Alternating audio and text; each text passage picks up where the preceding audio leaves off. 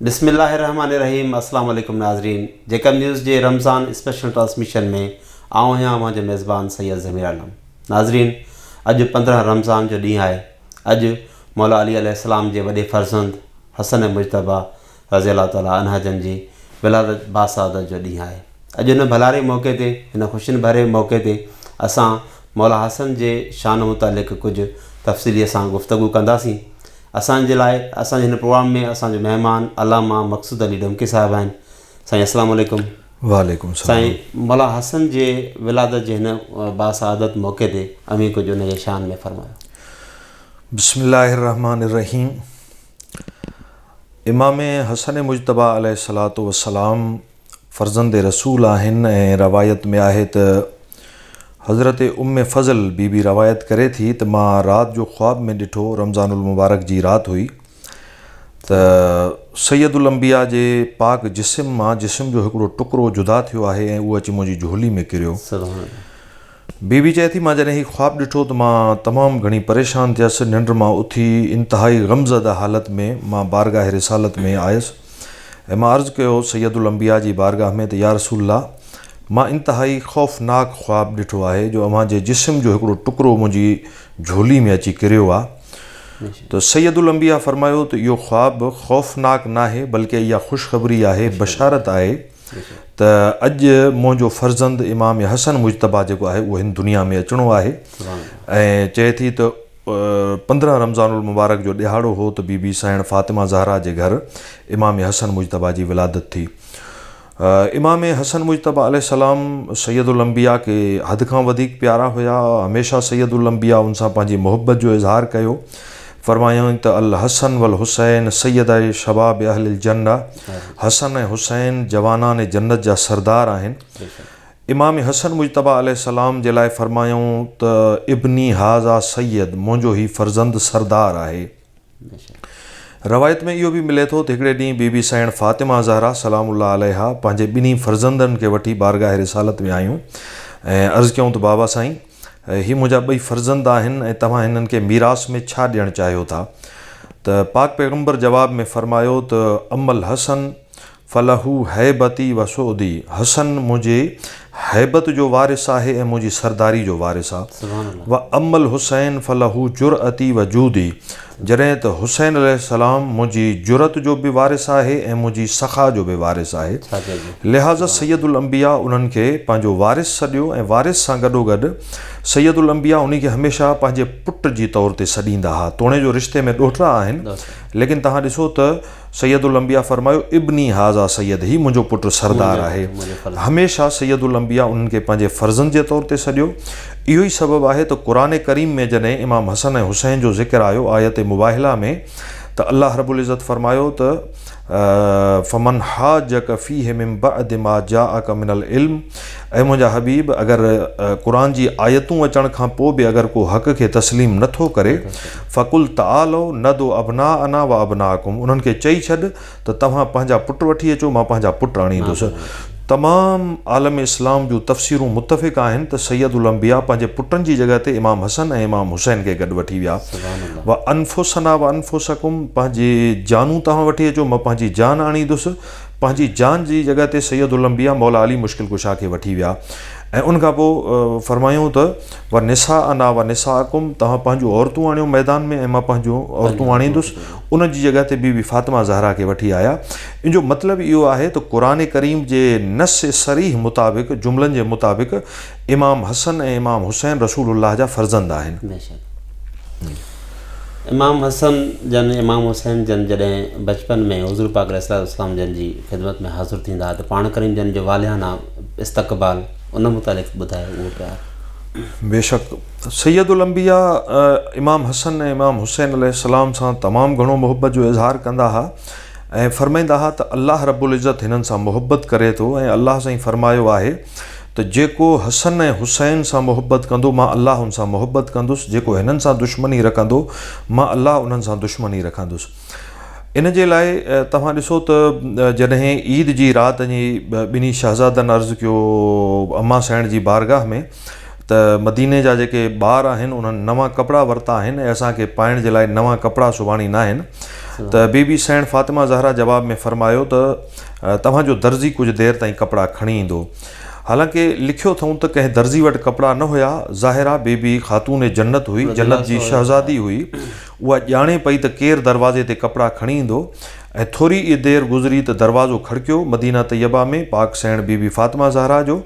ऐं जॾहिं दरवाज़े ते वञी जनाब फ़िज़ा पुछो, जेकी बानी हुई, ख़िदमतगार हुई, त केरु आहे? जवाबु आयो त अना ख़यातुल हसनैन, मां हसनैन जो दर्जी आहियां। रिज़वान जन्नत जो हिकु फ़रिश्तो जॾहिं दरवाज़े ते आयो त ही अदब हुयो आले मोहम्मद जो, ही शान हुयो, मंज़िलत हुई आले मोहम्मद जी।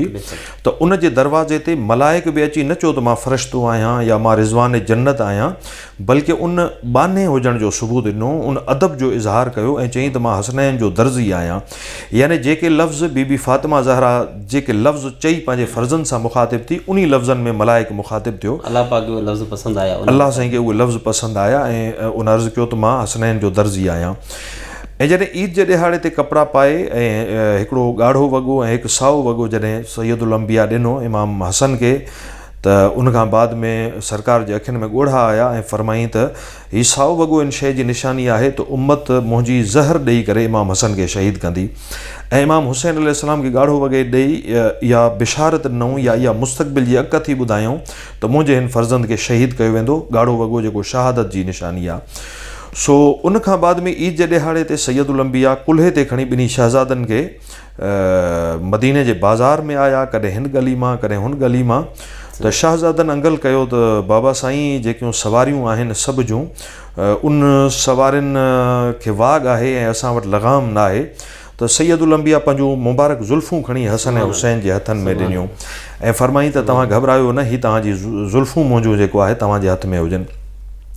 जहिड़े पासे हसन ऐं हुसैन जेको आहे नबी सरदार खे जंहिं पासे मोड़नि हा उन पासे मुड़ी वञे हा। सो इन मंज़र खे जॾहिं कंहिं सहाबी ॾिठो, ज़ाहिर आहे त पूरो मदीनो इन मंज़र खे ॾिसी रहियो हो। काइनात जो सरदार, 1.25 लख अंबिया जो सरदार जेको आहे उहो मदीने जी गलियुनि में हले थो। हसन ऐं हुसैन पुश्ते रसूल ते सवार आहिनि। हालांकि हीअ पुश्ते रसूल उहा आहे जेकी मोहरे नबूअत हुई, जंहिं जॻह ते मोहरे नबूअत जा सवार आहिनि हसन ऐं हुसैन। ॿिन्ही शहज़ादनि खे जॾहिं खणी सैयदुल अंबिया हलियो मदीने जी गलियुनि में, त जॾहिं मंज़र सहाबे किराम ॾिठो त कंहिं हैरान थी चयो त शहज़ादा तव्हां केतिरा न ख़ुशि नसीब आहियो जो तव्हांखे मुहम्मद मुस्तफ़ा जहिड़ी सवारी मिली आहे। सैयदुल अंबिया फरमायो तव्हां ईअं छो नथा चओ त या रसूला तव्हां केतिरा ख़ुशि नसीब आहियो जो तव्हांखे हसन ऐं हुसैन जहिड़ा सवार मिलिया आहिनि। सवारी जे अज़ीम आहे त सवार बि अज़ीम आहिनि, सवारनि जो बि वॾो मर्तबो ऐं मक़ाम आहे।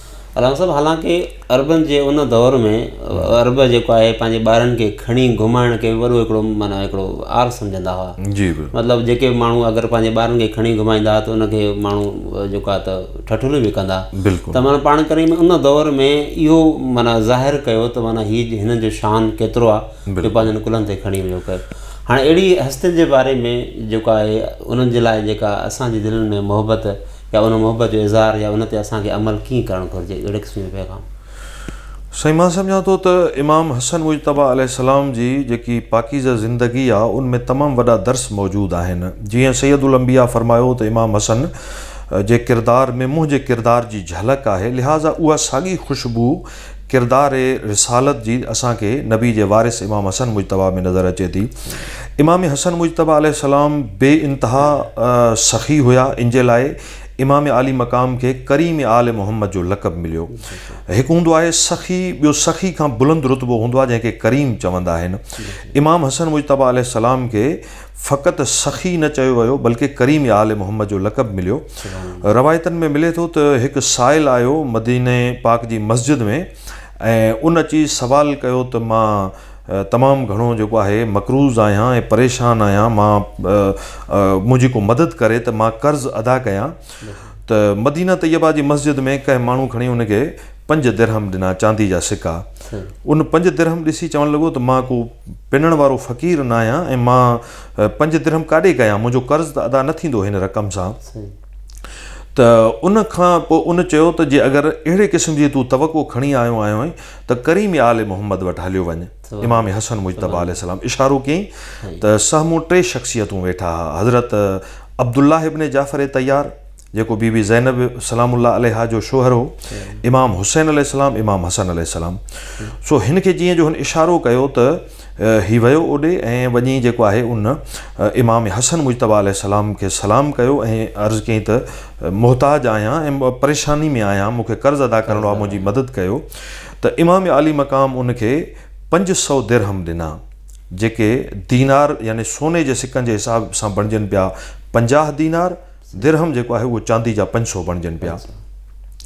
त 500 दिरहम वठी करे हू ॾाढो ख़ुशि थियो ऐं इमाम आली मक़ाम खे दुआ कयईं। इमाम अली मक़ाम फरमायो अगरि वरी बि तोखे ज़रूरत महसूसु थिए थी कंहिं मदद जी त मुंहिंजो भाउ इमाम हुसैन वेठो आहे, उन वटि हलिया वञो। हितां ख़ुदा जी करे हीअ आयो, साम्हूं इमाम हुसैन अलैहिस्सलाम वेठा हुया, उते इमाम खे सलाम कयूं। इमाम अली मक़ाम हिन खां पुछो त मौला इमाम हसन तव्हांखे घणा ॾिना, मुंहिंजे वॾे भाउ तव्हां घणा? अर्ज़ु कयईं त साईं उन मूंखे 500 दिरहम ॾिना, यानी 50 दीनार सोन जा। त उन ते इमाम अली मक़ाम 49 दीनार खणी उनखे ॾिना इमाम हुसैन अलैहिस्सलाम। फरमाईं त हू वॾो भाउ आहे, उन 50 ॾिना, मां नंढो आहियां, उन जे एहतराम में 1 दीनार घटि ॾियां थो, छो त मां उन जे रुतबे जहिड़ो न आहियां, मुंहिंजो मक़ाम वधीक बुलंद आहे, हू मुंहिंजो बि इमाम आहे। उन खां बाद में इमाम हुसैन अलैहिस्सलाम खां 49 दीनार, हालांकि हिन जी ज़रूरत खां तमामु वधीक हुया। वरी हिन जॾहिं ख़ुदा जी कई त इमाम अली मक़ाम इशारो करे चयो त हीउ मुंहिंजो सौटु वेठो आहे अब्दुल्लाह इब्न जाफ़र, तूं उन ॾे बि हलियो वञ, उहो बि तुंहिंजी मदद कंदो जे तूं मुहताज आहीं। हू आयो हज़रत अब्दुल्लाह इब्न जाफ़र वटि, त उन साॻियो ई सवालु पुछो त मौला इमाम हसन तव्हांखे घणा ॾिना, मौला हुसैन तव्हांखे घणा ॾिना? 50 दीनार मूंखे मिलिया, हितां 49 दीनार सोन जा सिका। त अब्दुल्लाह इब्न जाफ़र 48 सोन जा सिका खणी ॾिना ऐं फरमाईं त मुंहिंजो रुतबो हिन ॿिन्ही खां घटि आहे, हू नबी जा वारिस आहिनि, ज़माने जा इमाम आहिनि ऐं मां हुननि जो हिकिड़ो अदना ग़ुलाम आहियां, लिहाज़ा मां उन्हनि जी हमसरी नथो करे सघां। सो मतिलबु चवण जो इहो आहे त इमाम अली मक़ाम जी सखावत दुनिया में मशहूरु हुई। 2 वाक़िया लिखियलु आहिनि इमाम अली मक़ाम जी सखावत जे हवाले सां। हिकु दफ़ो लिखियो अथऊं त इमाम अली मक़ाम मदीने में ऐलान कयो त मां पंहिंजे घर जो सॼो सामान ख़ुदा जी राह में ॾींदुसि, जंहिंखे जेकी शइ घुरिजे अची खणी वञे। चवनि था त इमाम अली मक़ाम रोक रक़म पैसा यानी दिरहम ऐं दीनार खां वठी वेंदे घर जे थां ऐं बर्तन ताईं, जीअं असां चवंदा आहियूं रिलियूं वग़ैरह, सॼो सामान खणी चौक ते रखियो मदीने जी ऐं अलल ऐलान अची ऐलान कयईं त कंहिंखे बि कंहिं शइ जी ज़रूरत आहे खणी वञे। 2 दफ़ा इमाम जी हयात तैयबा में ईअं थियो। 2 दफ़ा लिखियो अथऊं त इमाम अली मक़ाम ऐलान कयो त सुभाणे मां पंहिंजे घर जो अधु सामान अलाह जी राह में ॾींदुसि, को ग़रीब आहे, मुहताज आहे, ज़रूरतमंद आहे, केर बि आहे उहो अची खणी वञे, ऐं इमाम अली मक़ाम चौक ते अची पंहिंजो सामान रखंदो हो। कंहिं हैरान थी सवाल कयो, फर्ज़ंद रसूल तव्हां एॾी वॾी महिनत सां सामान गॾु कयो था, वरी ईअं विरासतुनि जी कयो था, छा तव्हांखे परेशानी नथी थिए? इमाम अली मक़ाम फरमायो त ॾियण वारो ॾिए थो, अलाह साईं मूंखे ॾिए थो तॾहिं त मां ख़ैरात कयां थो। मां ॾिजां थो त अगरि मां पंहिंजी मुठी बंदि कयां, ॾियणु मां बंदि कयां, ईअं न जो मूंखे ॾियण वारो बि पंहिंजो हथु बंदि करे। सो इन जे लाइ इमाम अली मक़ाम पंहिंजी सखावत जे करे करीम आले मोहम्मद जो लक़ब हासिलु कयो।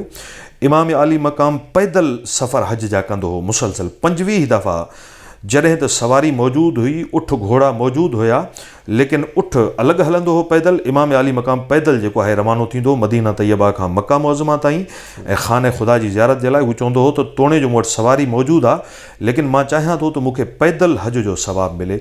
सो इमाम अली मक़ाम जे किरदार में केतिरियूं ई अहिड़ा जेको आहे दर्स असांजे लाइ मौजूदु आहिनि, जंहिंखे असां अपनाए करे पंहिंजे किरदार खे बहितर करे सघूं था, अहिड़ो भलो किरदारु अख़्तियार करे सघूं था जो असां खां पाक पैगम्बर बि राज़ी थी वञे, आले मोहम्मद बि असां खां राज़ी थी वञनि। सुभान अल्लाह, वॾी महिरबानी साईं। महिरबानी।